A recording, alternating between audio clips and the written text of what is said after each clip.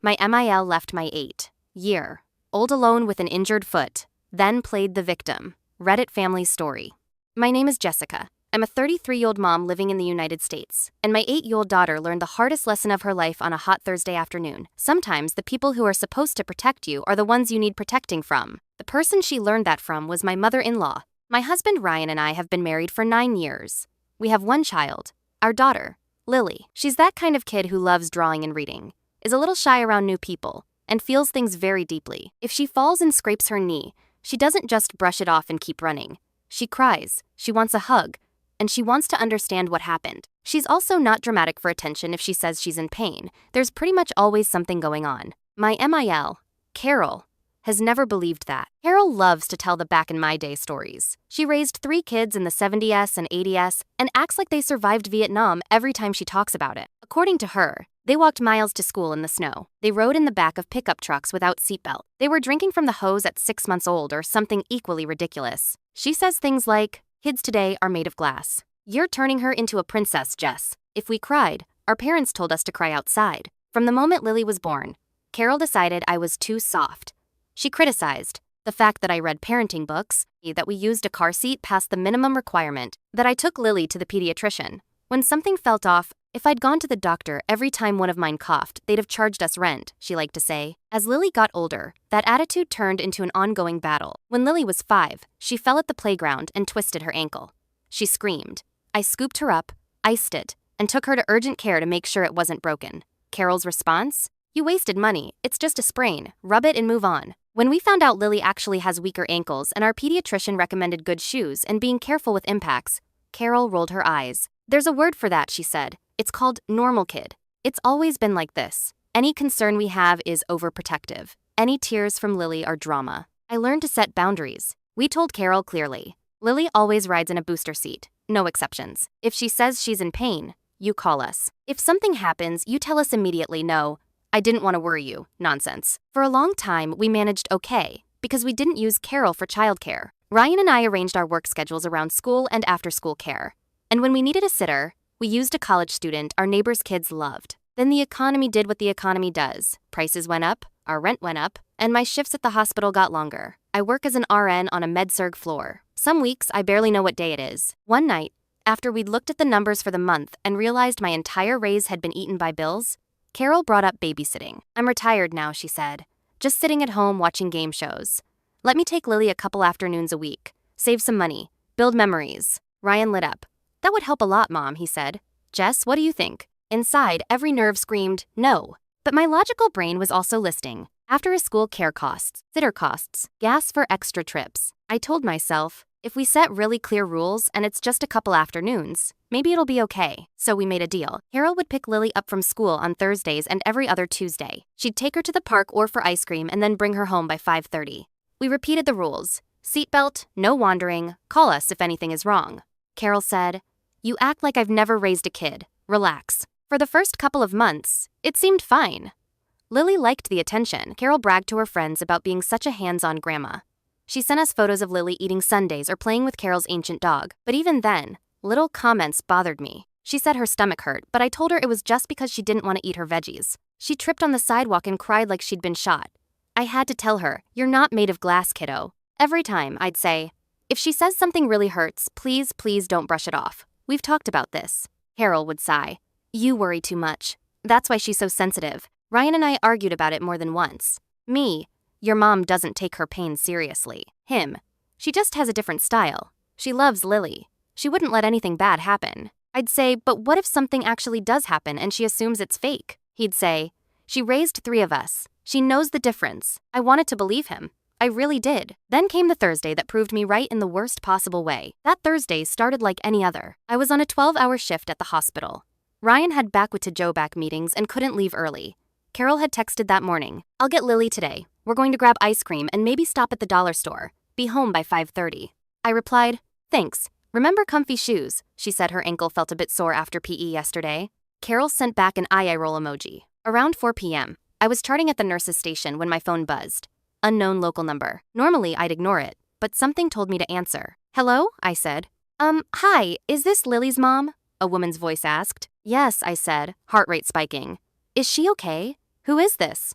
My name's Hannah, she said. I work at the nail salon in the Maple Plaza. I'm so sorry to bother you, but I found your daughter sitting on the sidewalk outside the pharmacy. She's here with me now. She says her foot really hurts and she couldn't walk to the car, and that her grandma left to teach her a lesson. She asked me to call you. I dropped the pen in my hand. Is she there with you right now? Is she alone? I asked. She's right next to me, Hannah said. I didn't want to move her too much because her ankle looks swollen. She was crying pretty hard when I came out. I'm leaving work right now, I said, already walking toward my manager. Please stay with her. I'll be there as fast as I can. My charge nurse saw my face and didn't ask many questions. Family, she said. My daughter, I choked out. Hurt. I need to go. Go, she said. Text me later. I called Ryan in the parking lot. He answered on the second ring. Hey, Lily's hurt, I said, voice shaking. Some woman called me. Mom left her at Maple Plaza with an injured foot. She couldn't walk. I'm on my way there. There was a beat of stunned silence. She what? He said, voice going deadly quiet. I'm on my way.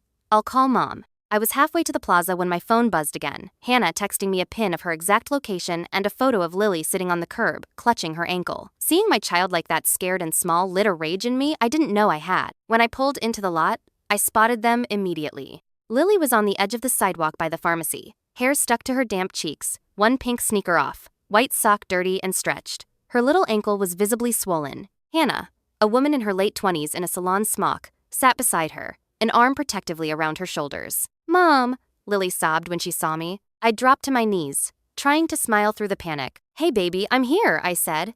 Tell me what happened. She gulped air. Grandma said I was being a baby, she cried. We were going to the car and my foot hurt and I fell and I couldn't stand up and she said she wasn't going to carry me and if it really hurt someone would help me, and then she left. Hannah nodded. I came out to throw some trash away and saw her sitting here crying, she said. I asked where her grown-up was. She said her grandma drove off. I didn't feel right leaving her there, so I brought her by the salon door and sat with her. Thank you, I said, voice breaking. Thank you so much. Ryan pulled up then, slammed the door and jogged over. He scooped Lily into his arms as gently as he could. She winced. I'm here, Bug, he said. We're going to the doctor, okay? On the drive to urgent care, his phone rang.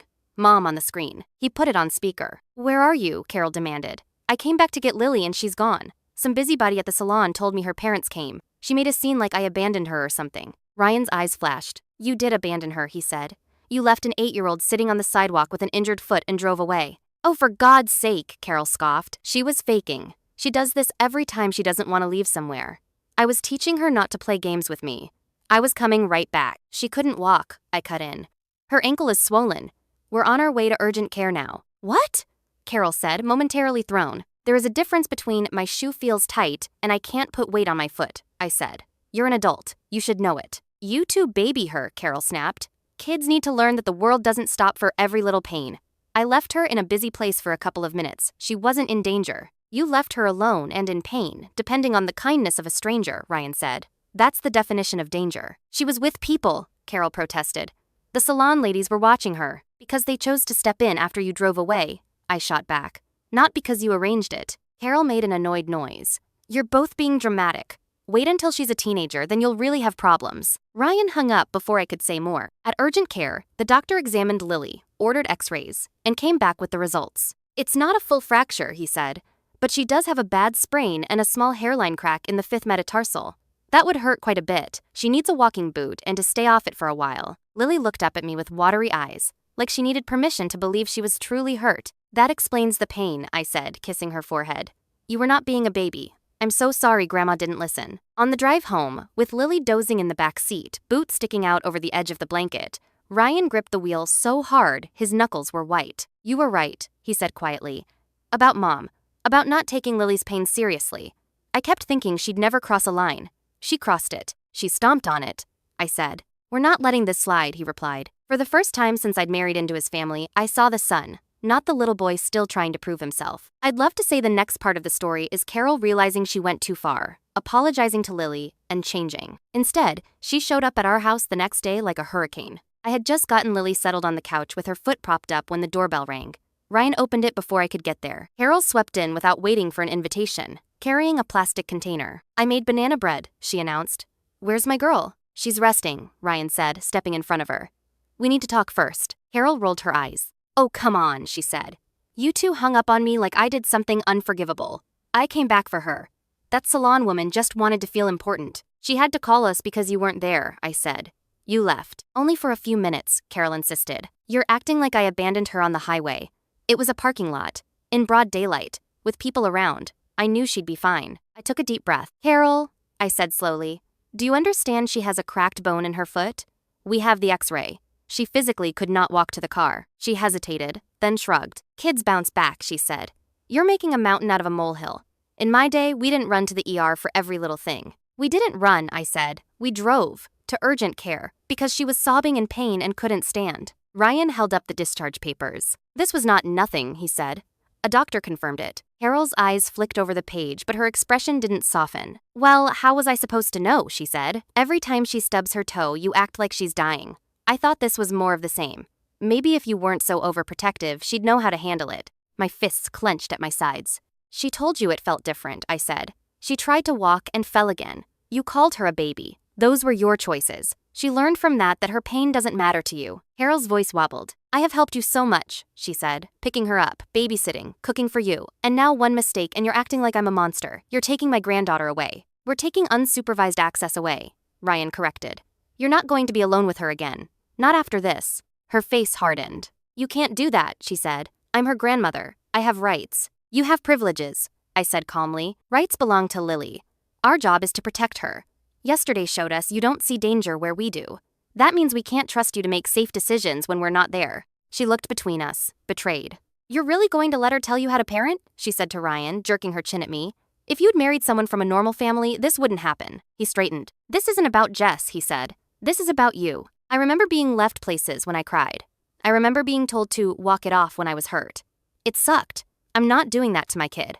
I'm done pretending it was okay. For a moment, real hurt flashed across her face, like something old and raw had been poked. Then she shut it down behind anger. Fine, she said. You want to be ungrateful. Go ahead.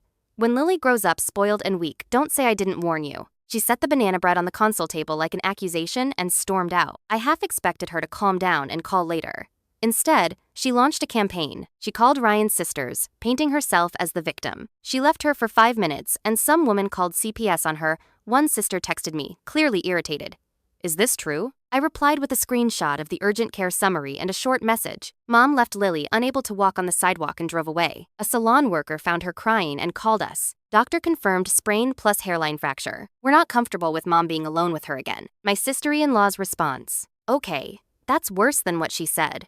Some relatives sided with Carol. You're overreacting. We used to ride in the back of trucks. Look how we turned out. You can't bubble wrap kids. A few told us privately they would have done exactly what we did. As for Lily, we focused on healing both her foot and her feelings. Physically, she healed fine. She wore the boot for a couple weeks, limped a bit after, then was back to skipping around the house like usual. Emotionally, there were bruises. For several nights, she asked at bedtime, if something hurts, will you believe me? Every time, we answered, yes, always.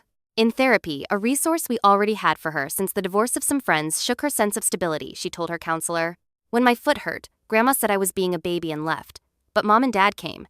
Next time something hurts, I'm going to tell them, not her. Her therapist later told us, she's learning which adults are safe. That's huge. Carol eventually tried to edge her way back in. She'd send texts like, can I take Lily to the park? She must be bored at home. I promise I'll be more careful. Our answer was consistent. You're welcome to visit her here when we're home. No more solo outings. Sometimes she'd show up at holidays and sulk. At Thanksgiving, she made a dig over turkey. Back in my day, kids walked miles, she said. Now they get boots for a little twist. Back in your day, that little twist might have been a broken foot, I replied. We're lucky we knew better. Lily squeezed my hand under the table. She heard me. That mattered more than winning any argument with Carol. People ask sometimes, do you think you'll ever trust her again? I honestly don't know. I believe people can change if they want to. But Carol has never once apologized directly to Lily. She has never said, I was wrong to leave you there. Her apologies, when they exist at all, are always about how we made her feel. I'm sorry you're mad at me. I'm sorry you took it the wrong way. That's not ownership. So, for now, the boundary stands. She doesn't pick Lily up from school. She doesn't take her anywhere alone. If she wants a relationship, it happens under our roof, on our terms. Sometimes I second-guess myself. I picture her getting older, more fragile, and wonder if I'll regret being so firm. Then I close my eyes and see Lily on that curb, clutching her foot, watching the taillights of her grandmother's car disappear. I hear Hannah's voice on the phone saying, She asked me to call you, she didn't know where her grandma went. And I know, I can live with being the overprotective mom. I couldn't live with myself if something worse had happened and I'd ignored every red flag. So I'm asking you, was I wrong for banning my MIL from ever being alone with my 8-year-old again after she abandoned her on the pavement with an injured foot? Should I eventually give her another chance? Or is this one of those boundaries you keep forever? Tell me what you'd do in my place.